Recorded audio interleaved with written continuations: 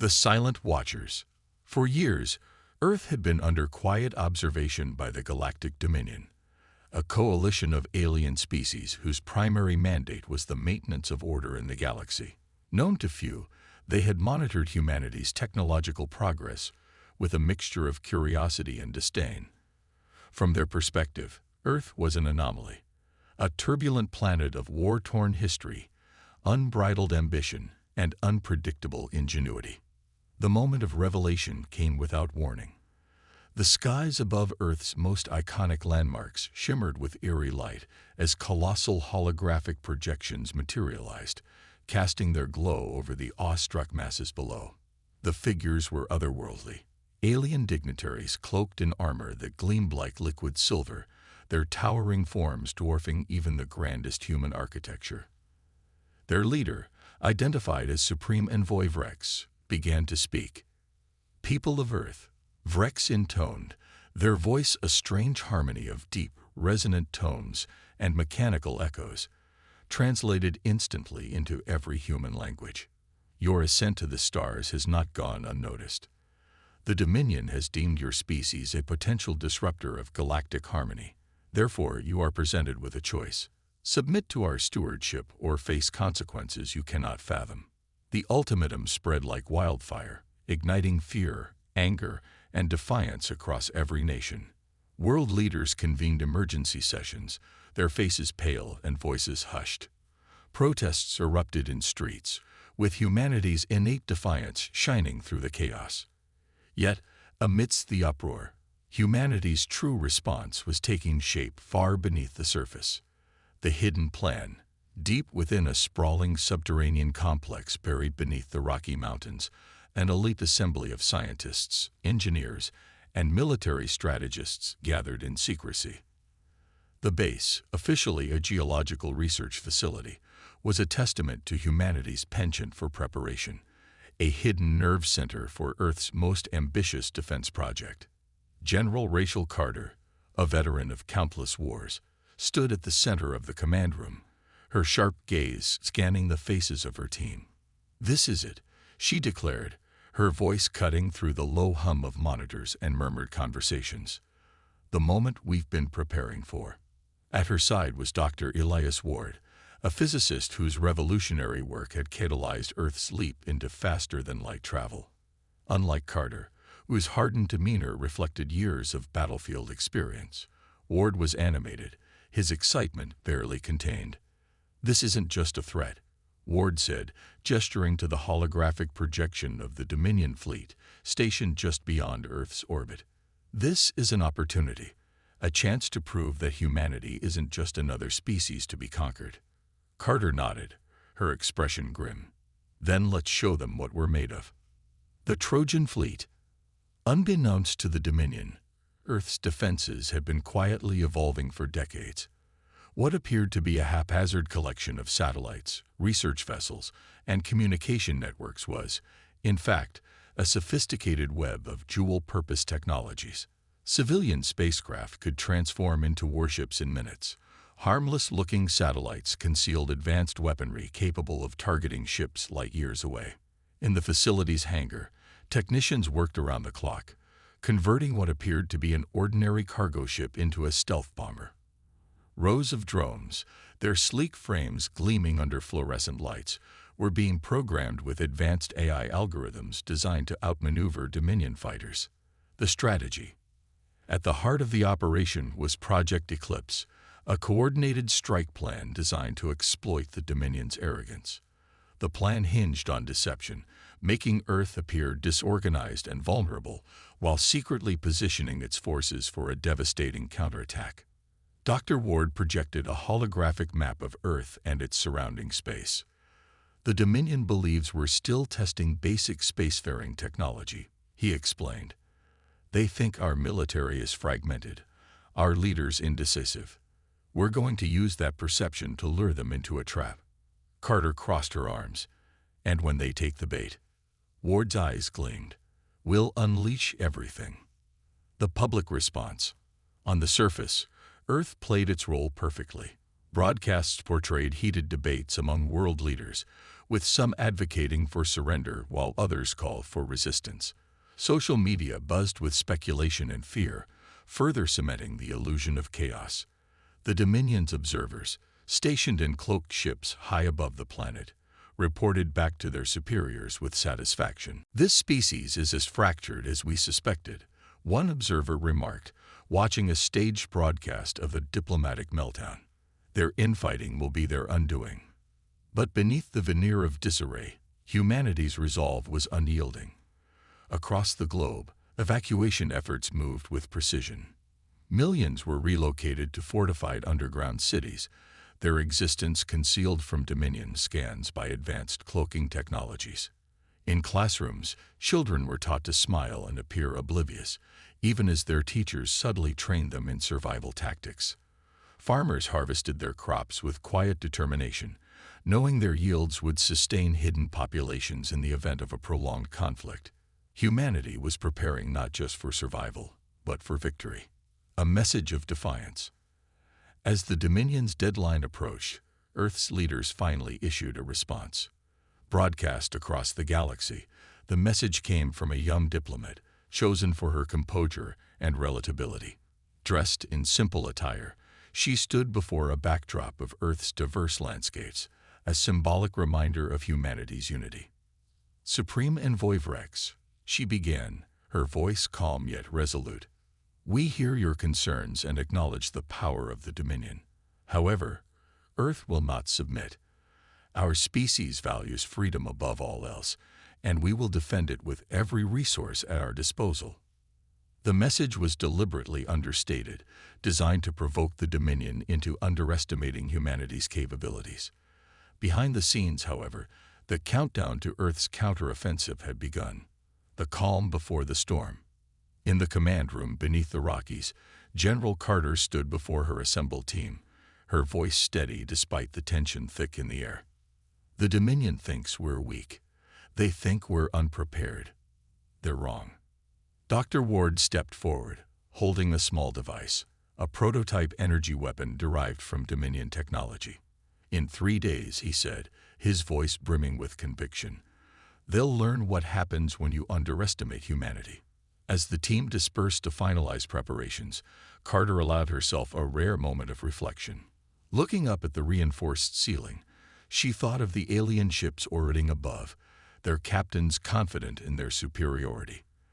They had no idea what awaited them. This was no longer just a battle for survival. It was a battle for Earth's place in the galaxy. A chance to show that humanity, for all its flaws, was a force to be reckoned with. And Carter intended to make sure that message was heard loud and clear. A galaxy deceived. The stars above Earth burned bright, their eternal glow mocking the impending chaos. High above, hidden behind cloaking technology that rendered them invisible to all but the most advanced sensors, the Dominion fleet stood poised. Massive capital ships, their exteriors shimmering like liquid metal, floated silently in the void. These were the Dominion's enforcers, armored behemoths equipped with enough firepower to obliterate entire planets. Supreme Envoy Vrex stood aboard the flagship Relentless Order, his 6 arms clasped behind his back as he gazed at the holographic display of Earth. From the pristine observation deck, the blue-green planet looked fragile, almost innocent. He smirked, a curling of his lipless mouth. "They truly believe they can defy us," he mused aloud. How quaint. Around him, the bridge buzzed with activity. Subordinates exchanged data streams, reported on troop readiness, and adjusted the fleet's formation. One officer, an insectoid species known as a K-Thil, approached with a report. "Envoy Vrex, our scans confirm their primitive technology. Their defenses are laughable. Shall we proceed with Phase 1? Vrex waved a dismissive hand. "Not yet. Let them squirm a little longer. A frightened prey is easier to break." Unbeknownst to Vrex, the Dominion's arrogance was playing directly into humanity's hands. The network awakens. Far below the surface of the Pacific Ocean, an autonomous AI network called Helios came online. Developed in utmost secrecy, Helios was humanity's most advanced intelligence system, capable of coordinating global operations with precision beyond human ability. Its activation signaled the start of humanity's counteroffensive. Deep within Helios' core, vast streams of data flowed like rivers, analyzed and cross-referenced in milliseconds.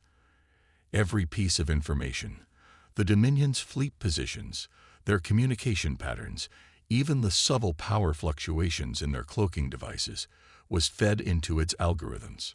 Phase 1 initiated. Helios calm. Synthetic voice announced. Across Earth, dormant systems roared to life. Civilian ships take flight. In what appeared to be a desperate evacuation effort, hundreds of civilian ships began to leave Earth's atmosphere. The vessels were mismatched and unassuming. Cargo freighters, passenger liners, and even small research crafts. Dominion observers watched with detached amusement as the ships formed a chaotic exodus, broadcasting distress signals in every direction. "This is exactly what we expected," one Dominion officer commented, his elongated fingers dancing across a console. "A species in disarray, fleeing like rats." What the Dominion failed to notice was that each of these ships was a Trojan horse. Their external facades concealed state-of-the-art weaponry and experimental stealth systems. As they dispersed into seemingly random trajectories, they quietly slipped into strategic positions around the Dominion fleet, waiting for the command to strike. The Phantom Armada. While the Dominion focused on the fleeing civilian ships, Earth's true fleet moved into position. Hidden behind Jupiter's massive shadow, a fleet of repurposed mining vessels, orbital research stations, and even outdated space shuttles awaited orders. Though they appeared cobbled together, each vessel had been retrofitted with cutting-edge technology. General Carter stood aboard the Erebus, Earth's flagship and a crown jewel of Project Eclipse. From the outside, it resembled an outdated space station. Inside, however, it housed advanced targeting systems, plasma cannons, and a command center that rivaled anything in the Dominion's arsenal.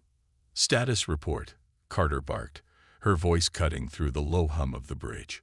"All systems green," replied Commander Leela Reyes, a former cargo pilot turned military tactician. "The fleet is in position, and the Dominion hasn't detected a thing." Carter smirked. "Let's keep it that way. Signal Helios. We're ready for Phase 2. The distracting message.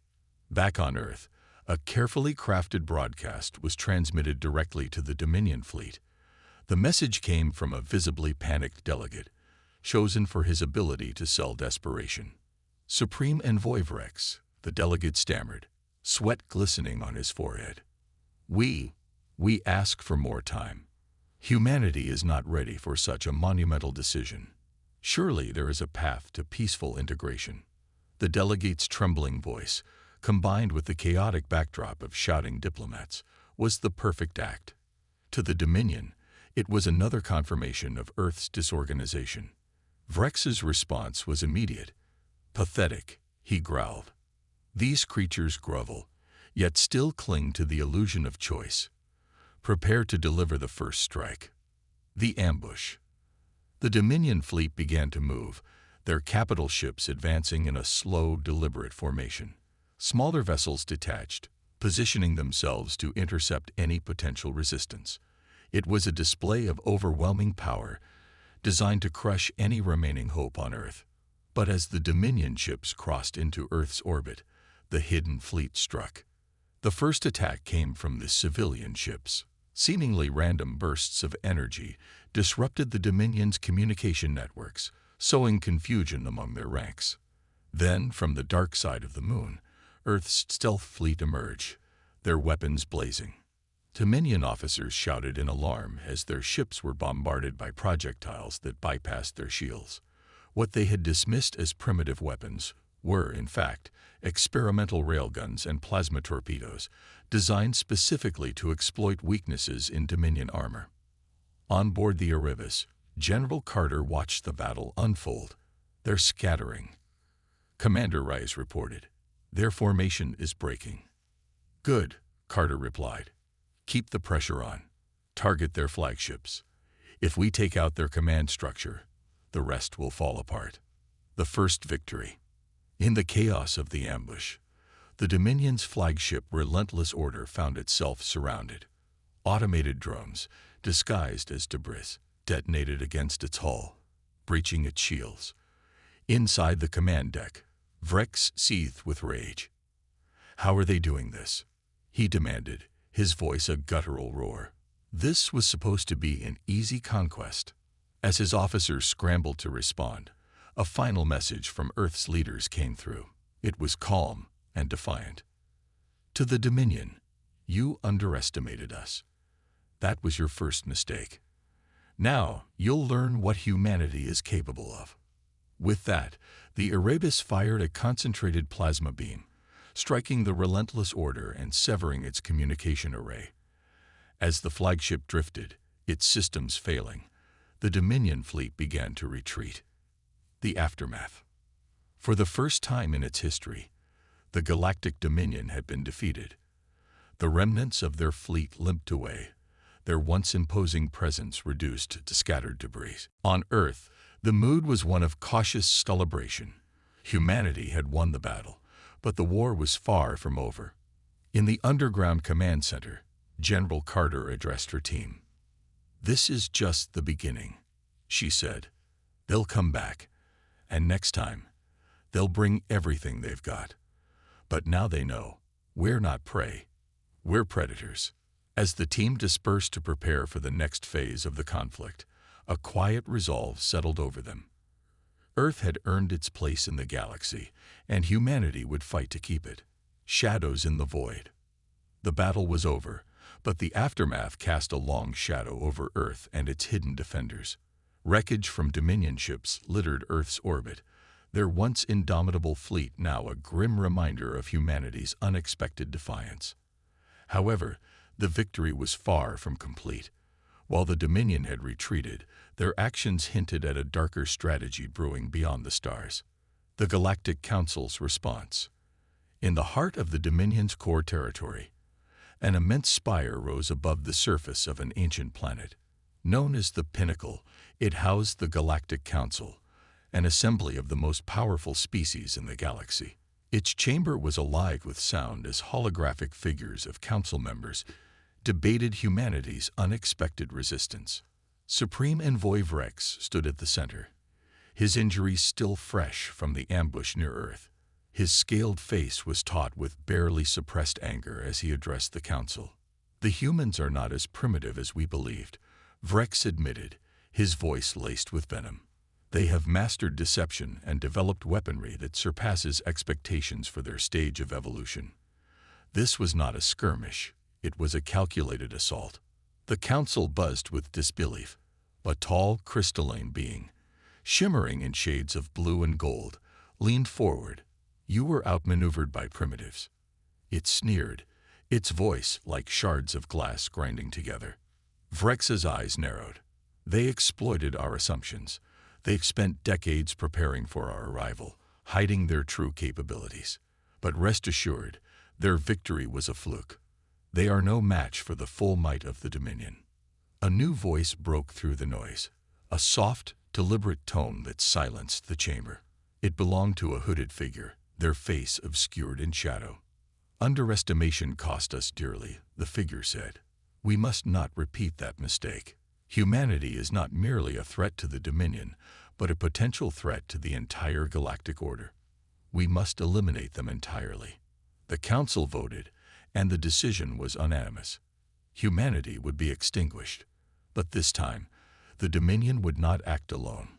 The Council authorized the deployment of a coalition fleet, an unprecedented alliance of species united against Earth.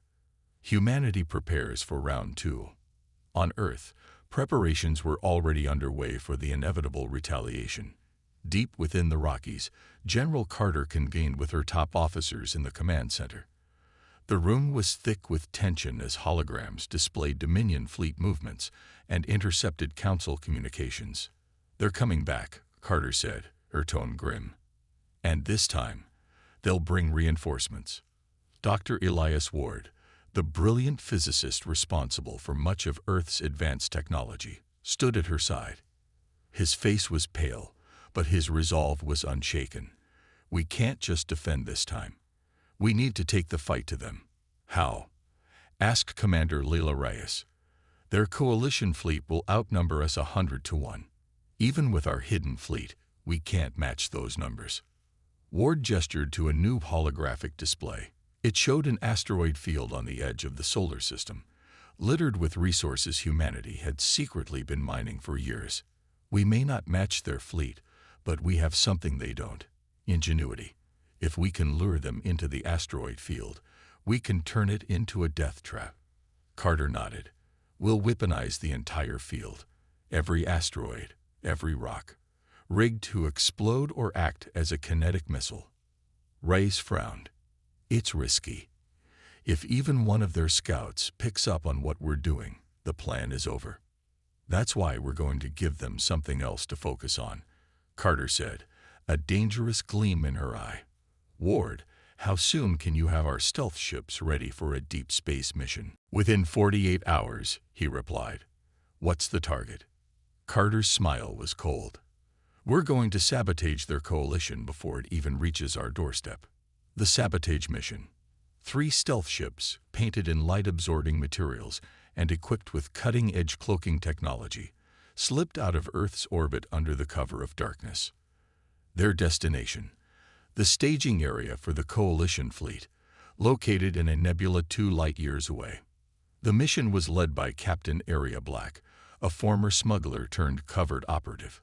Her reputation for cunning and adaptability made her the perfect choice for the high-stakes operation. As her ship, the Phantom's Edge, approached the nebula, she addressed her crew. This isn't just about Earth, Black said, her voice steady. If we fail, humanity doesn't get a second chance. We're here to disrupt their supply chains, sow confusion, and buy Earth the time it needs to prepare. No mistakes. The nebula was a swirling storm of colors and radiation, making it both a perfect hiding spot and a treacherous environment to navigate. Using the nebula's interference to their advantage, Black's team infiltrated the coalition fleet's perimeter. Inside one of the Dominion's supply ships, a team of operatives planted EMP devices on critical systems. Meanwhile, another team hacked into the fleet's communication network, feeding false information to the coalition leaders. By the time the stealth ships slipped away, the fleet was in disarray, ships malfunctioning, commanders arguing over conflicting orders, and supply chains disrupted, weaponizing the asteroid field. Back in the solar system, humanity's engineers worked tirelessly to transform the asteroid field into a battlefield. Mining rigs became missile launchers. Asteroids were hollowed out and packed with explosives. Autonomous drones, disguised as harmless debris, patrolled the area, ready to ambush the coalition fleet. Dr. Ward oversaw the operation, his mind racing with calculations. The timing has to be perfect, he told Carter during one of their strategy meetings. If we detonate the explosives too soon, they'll adapt. Too late, and they'll overwhelm us. Then we won't give them the chance to adapt, Carter replied. This is our home, and we'll make them regret ever threatening it. The calm before the storm. As Earth's defenses reached completion, a strange stillness settled over the planet. Families sheltered in underground cities, their lives confined to artificial light and recycled air. Soldiers and pilots prepared for battle, their nerves steel but their hearts heavy with the weight of what was to come. General Carter addressed her team one final time before the coalition's arrival. This isn't just a fight for survival, she said. This is a fight for humanity's right to exist, to dream, to thrive. We've faced impossible odds before, and we've always found a way to overcome them. This time will be no different. Far above, the stars seemed to dim as the coalition fleet began its advance, their engines blazing like a swarm of fireflies. The stage was set, and Earth was ready to meet its fate head-on. The coalition's descent. The first wave of the coalition fleet entered the solar system with eerie precision. Massive dreadnoughts flanked by squadrons of fighter-class ships surged forward like a swarm of locusts, their silhouettes blotting out the stars. The Dominion's flagship, Obsidian Wrath, led the charge, its immense hull gleaming ominously in the cold void. Supreme Envoy Vrex stood at the command console, his multi-eyed gaze fixed on the holographic display of Earth. Beside him, an assortment of coalition representatives observed in silence, leaders of alien species that had reluctantly allied with the Dominion for this mission. Despite their differences, they all agreed on one thing: humanity was a threat that had to be eradicated. "Deploy the perimeter sweep," Vrex commanded, his voice calm but heavy with menace. "They've proven resourceful. We won't make the same mistake twice." Earth's first strike. As the coalition fleet spread into formation, Earth's defenses began to stir. From hidden positions on the moon, a barrage of kinetic missiles launched, streaking toward the invading ships at breakneck speed. The missiles appeared crude, their trajectories erratic, but their impact was devastating. One by one, coalition vessels burst into flames as the disguised projectiles revealed their true nature: high-yield explosives designed to bypass Dominion shielding. On board the Erebus, General Rachel Carter observed the chaos with a steady gaze. "They're testing our defenses," she said to Commander Reyes, who stood beside her. "They're falling for it," Reyes replied, gesturing to the tactical display. "They think this is all we've got." "Good," Carter said, her voice low and deliberate. "Let them. The trap is sprung." As the coalition fleet advanced deeper into the solar system, Earth's hidden fleet remained motionless, scattered across the asteroid field near Saturn. Each ship was cloaked, their systems running on minimal power to avoid detection. Dr. Elias Ward sat in the Erebus Science Bay, monitoring the enemy's movements with precision. "They're heading straight for the kill zone," Ward reported, his fingers flying across the control panel. "Their formation is tight, too tight. Perfect for what we've set up." Carter nodded. "Signal all ships. Prepare to engage on my command." Ward hesitated, his brow furrowing. "We only get one shot at this, General, if the timing's off." "It won't be," Carter interrupted, her tone leaving no room for doubt. "Trust the plan." Chaos among the coalition. The coalition fleet's approach was methodical, their ships weaving through the asteroid field with care. Dominion scanners picked up faint anomalies, energy signatures that didn't match the natural environment. But Vrex dismissed them as insignificant. "Humans are reckless, but they're not suicidal," he said. "They wouldn't hide their forces in such a volatile region." But as the fleet moved deeper into the field, the anomalies grew stronger. Then, without warning, the trap was triggered. Explosions erupted across the asteroid field as concealed mines detonated in rapid succession. Entire squadrons of coalition fighters were vaporized in an instant, their ships torn apart by the cascading blasts. Fragments of asteroids, propelled by the shockwaves, slammed into larger vessels, shattering hulls and disabling critical systems. From their concealed positions, Earth's fleet launched a coordinated assault. What appeared to be mining ships and cargo vessels transformed into war machines, their hidden weapons firing relentlessly.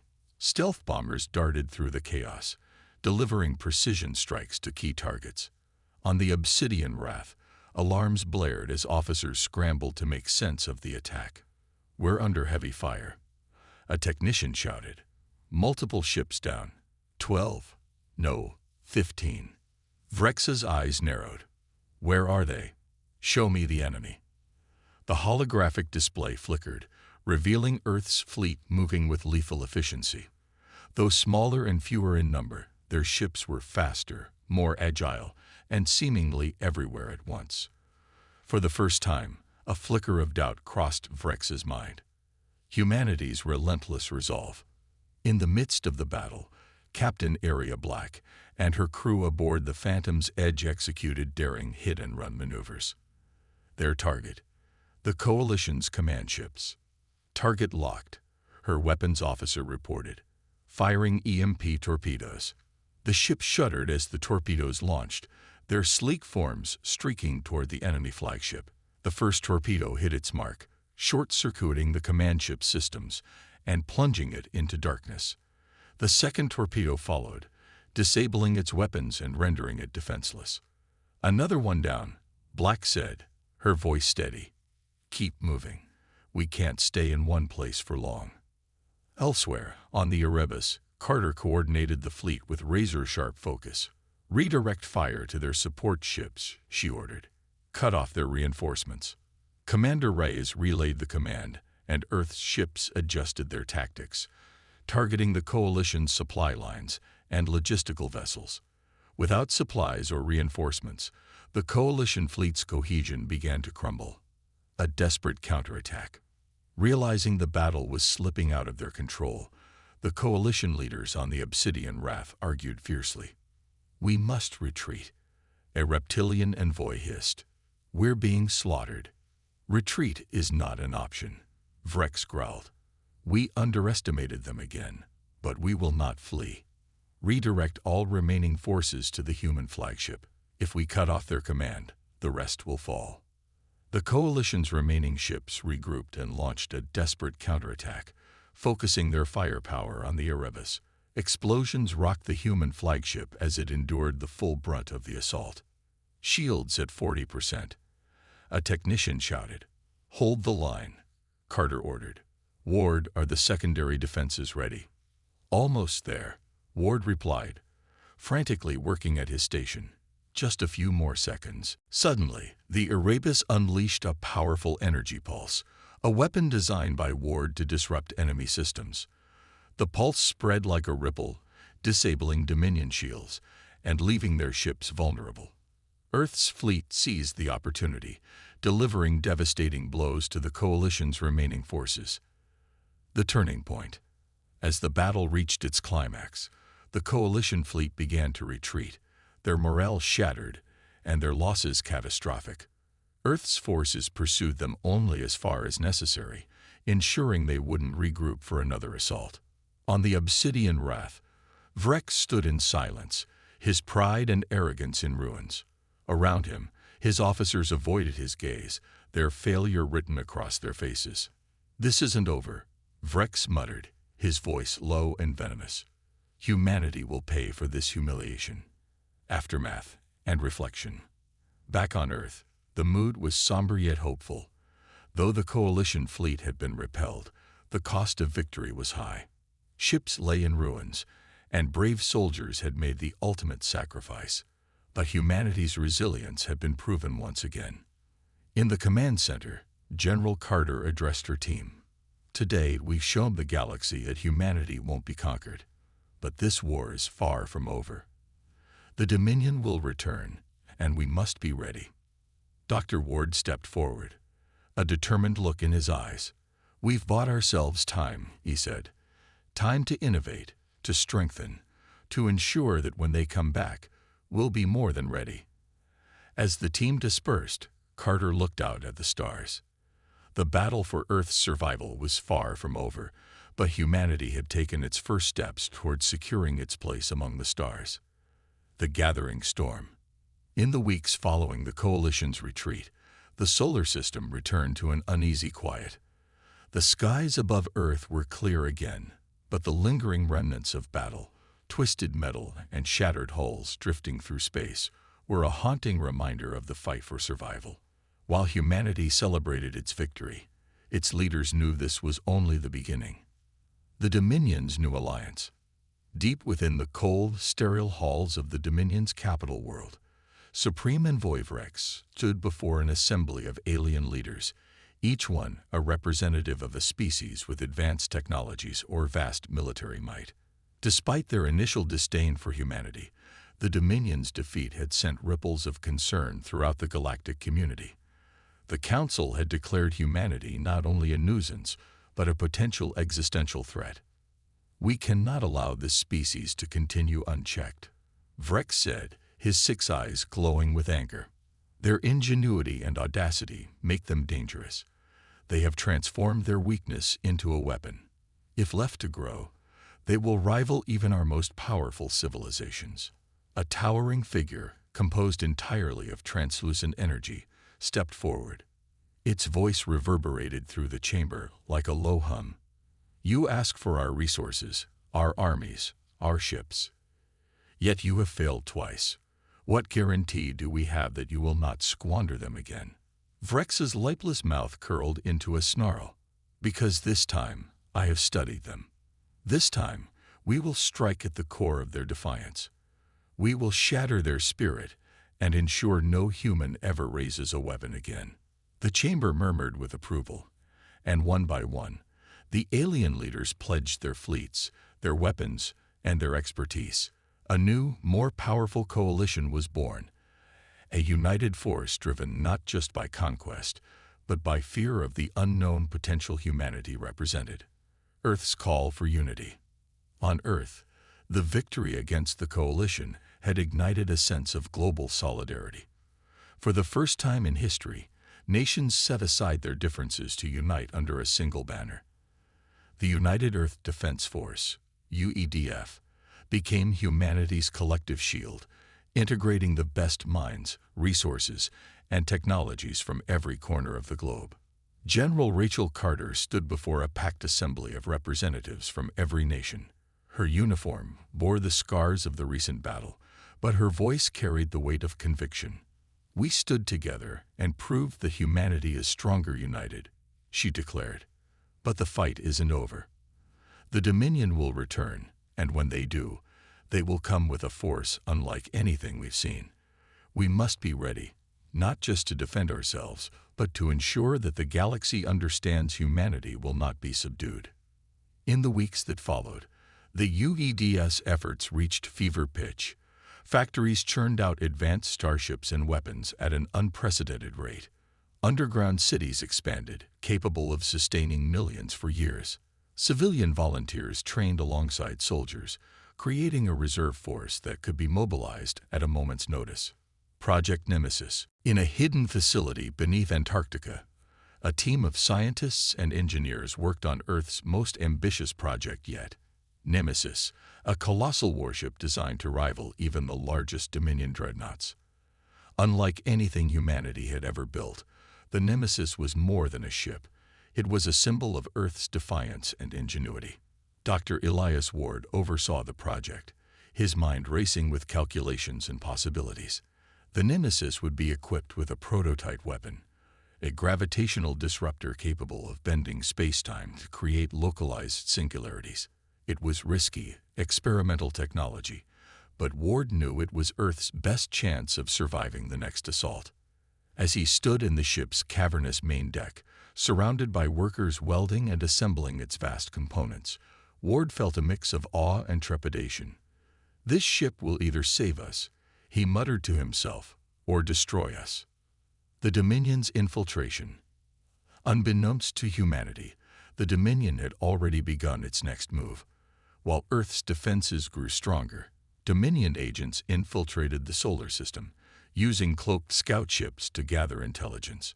These agents, equipped with advanced cloaking technology and biological disguises, blended seamlessly into human society, sowing seeds of dissent and confusion. One such agent, posing as a scientist in the UEDF, had begun leaking critical information about Earth's defenses back to the Dominion. The agent's mission was clear: identify weaknesses in humanity's infrastructure and disrupt their preparations from within. The Council's secret weapon. Meanwhile, in a hidden facility on the Dominion's capital planet, scientists worked on their own devastating innovation. The Obelisk, a weapon of unimaginable power. Standing over a mile tall, the Obelisk was a planetary siege engine, capable of generating an energy wave that could annihilate all life on a planet while leaving its infrastructure intact. Supreme Envoy Vrex stood before the towering structure, his gaze filled with malice. "When we deploy this weapon," he said to his assembled generals, "Earth will burn, and its people will kneel before the Dominion." The first skirmish. Back in the asteroid belt, UEDF patrols detected a small Dominion reconnaissance fleet. Commander Leela Reyes, stationed aboard the Sentinel, immediately ordered her squadron to intercept. What began as a routine engagement quickly escalated when the Dominion ships revealed advanced cloaking technology, allowing them to ambush the UEDF patrol. The battle was fierce. Reyes's ship narrowly avoided destruction as Dominion fighters darted in and out of visibility. "They're testing us," Reyes growled. "This isn't just a scouting mission. They're gauging our response." Despite the Dominion's advanced technology, Reyes's quick thinking turned the tide. Using improvised tactics, her squadron disabled the cloaking devices on several Dominion ships, forcing the rest to retreat. Reyes returned to Earth with critical intelligence. The Dominion's next attack was imminent, and they had developed new technologies that could render Earth's current defenses obsolete. Rallying the Allies. Realizing the gravity of the situation, Earth's leaders reached out to other species that had clashed with the Dominion in the past. These former enemies, though wary of humanity's rapid rise, recognized the threat posed by the Dominion's growing power. A fragile alliance began to form, bringing together disparate species with unique skills and technologies. Among them was the Icarans, a nomadic race with expertise in cyber warfare, and the Kailari, a species of biomechanical engineers capable of enhancing Earth's ships with living technology. General Carter met with the alien representatives aboard a neutral space station. "We may not trust each other," she said, "but we share a common enemy. Together, we can stand against the Dominion. Alone, we will fall." The alliances were uneasy, but they marked the beginning of a united front against the Dominion. The countdown to war. As the Dominion's fleet began its final approach, Earth braced itself for the onslaught. The Nemesis was nearing completion, its gravitational disruptor ready for testing. UED forces took their positions, prepared to defend the solar system at all costs. Hidden among them were the Dominion's infiltrators, waiting for the signal to strike from within. General Carter stood on the bridge of the Erebus, her gaze fixed on the tactical display showing the incoming fleet. "This is it," she said. "Everything we've fought for, everything we've sacrificed. It all comes down to this." Across the galaxy, humanity's defiance had become a rallying cry, inspiring hope in those oppressed by the Dominion and fear in those who sought to crush them. The stage was set for the final battle, a battle that would determine not only Earth's fate, but the balance of power in the galaxy itself.